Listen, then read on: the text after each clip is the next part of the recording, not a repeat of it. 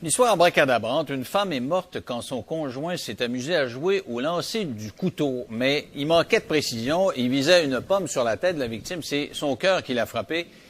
Et il dit que c'est un accident causé par un trop plein d'alcool. Ça prenait un coup assez fort, mais la famille de sa victime ne croit pas nécessairement à cette version-là.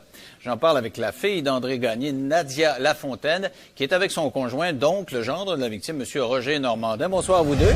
Bonsoir. Je vais commencer avec Nadia. Vous retenez pas, le gars a plaidé coupable, puis vous retenez pas cette version des faits-là. Alors, rappelez-nous grosso modo ce qui s'est passé, lui. Bon, qu'est-ce qui s'est passé? Oui. Vous voulez dire...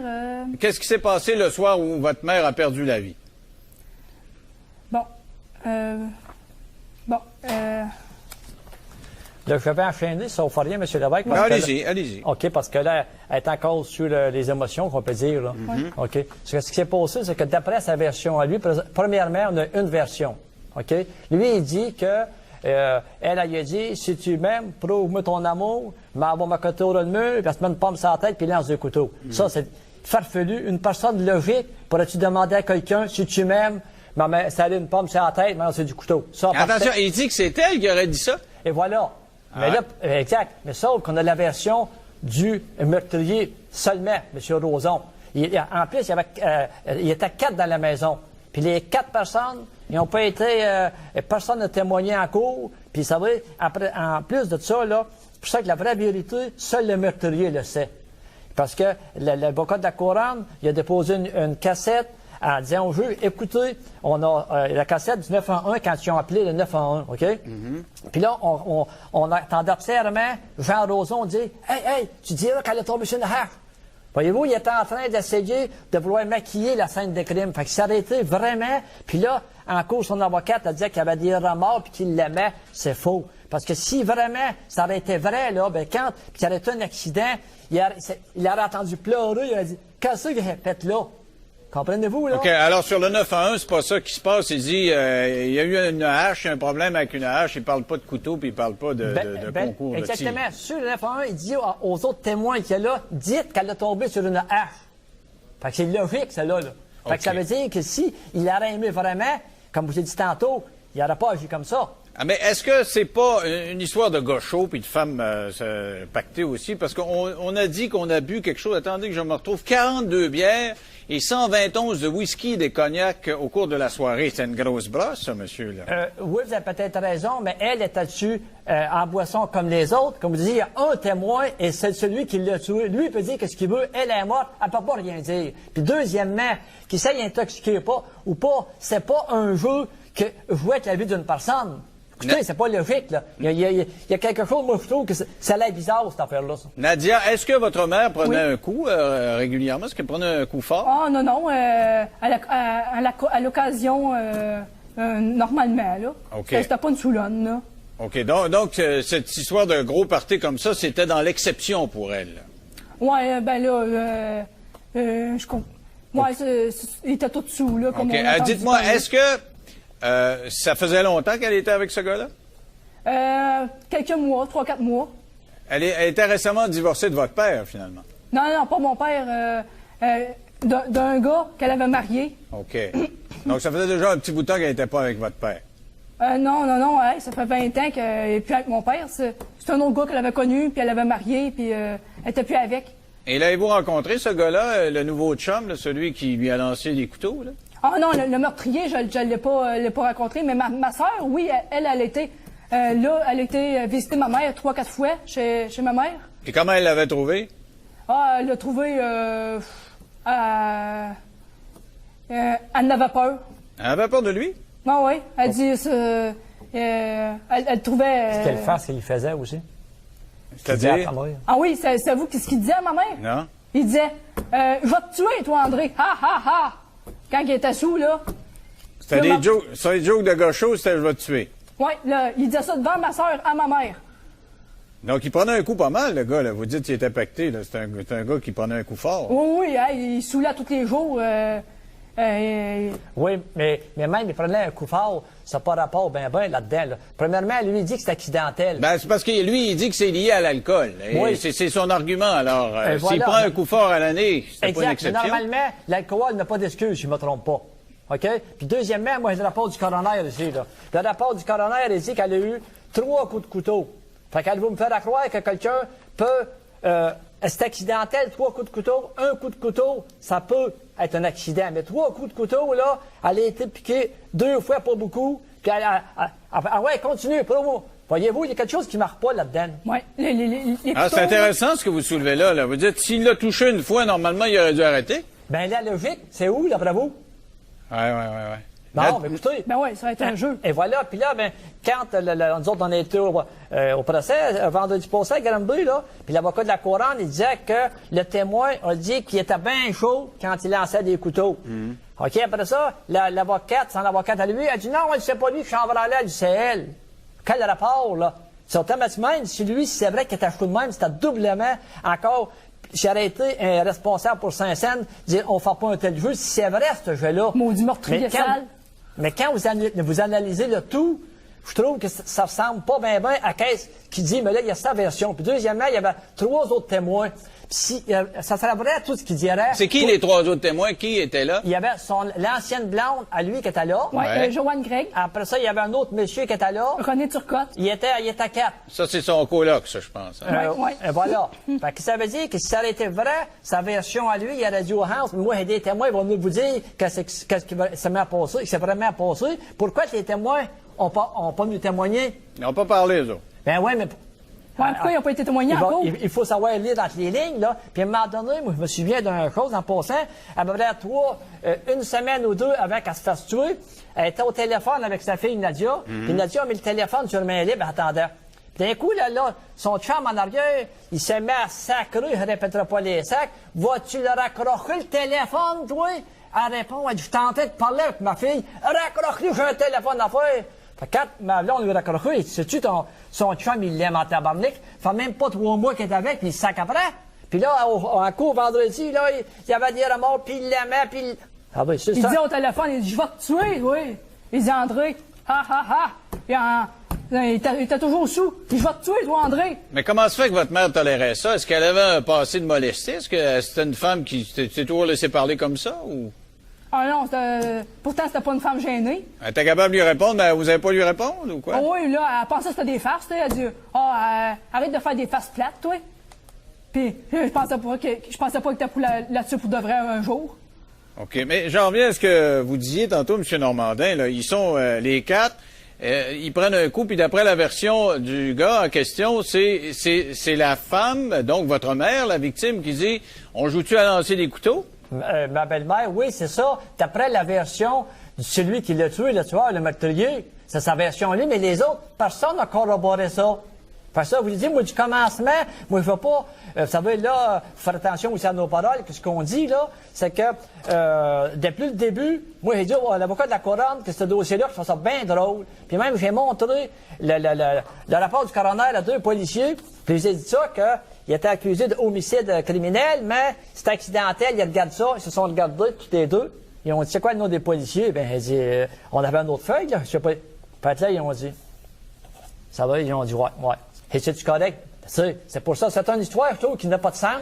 Mais on m'a dit qu'on soutenait que lui, il s'amusait à faire ça, lancer des couteaux. C'était un loisir. Depuis qu'il était adolescent, il s'amusait à faire ça. Est-ce que c'est le cas? Bon, mais c'est encore qui dit. Puis peu importe, que ça soit le cas, que ça soit pas le cas, on ne joue pas avec la vie d'une personne. Puis moi, là-dedans, ce que je trouve vraiment, c'est juste ma belle-mère, mais ça m'affecte d'un côté, puis je voudrais que la justice soit rendue là-dedans. Parce que son avocate a demandé sa sentence dans la collectivité. L'autre, l'avocat de la couronne, lui dit que selon la loi du Code criminel, c'est à perpétuité, mais il n'y a pas de minimum. Mais je vous suggère au moins 4 ans. OK. Alors, si vous voulez, on va faire une pause. Pour retour, on va parler des sentences potentielles. Puis on va parler, Nadia, du fait que vous avez pris la parole là, en cours, Oui. ce qui n'est pas rien. Donc, on se retrouve dans 3 minutes. Parfait.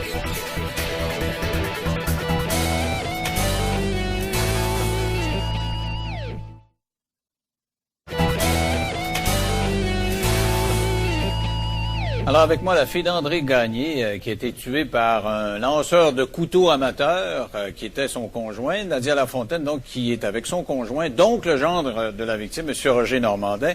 Alors, avant d'aller à la pause, je disais, Nadia, vous avez pris la parole en cours, ce qui est un privilège. Qu'est-ce que vous avez dit au juge? Moi, j'ai dit que j'ai bien de la misère à vivre avec la mort de ma mère. Puis ma grand-mère, sa santé s'est détériorée. Ma petite nièce de 6 ans, elle veut revoir sa grand-mère, puis là, comment expliquer ça à un enfant de 6 ans? Puis là, elle dit, ma grand-mère vient plus me voir, puis je m'ennuie de ma grand-mère, je veux voir ma grand-mère, puis là... Donc, ça a été un gros drame pour tout le monde, là. Oui, ma grand-mère, là, elle est tout rendue à l'hôpital, elle prend des pilules, puis c'est une grosse perte pour sa fille, puis nous autres aussi, pour moi aussi, une grosse perte pour moi, ma mère, tu sais.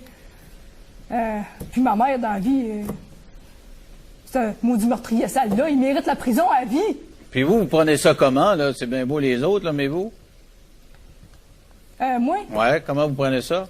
Ben, moi, puis ouais, ma mère, j'en veux au meurtrier comme ça se peut pas.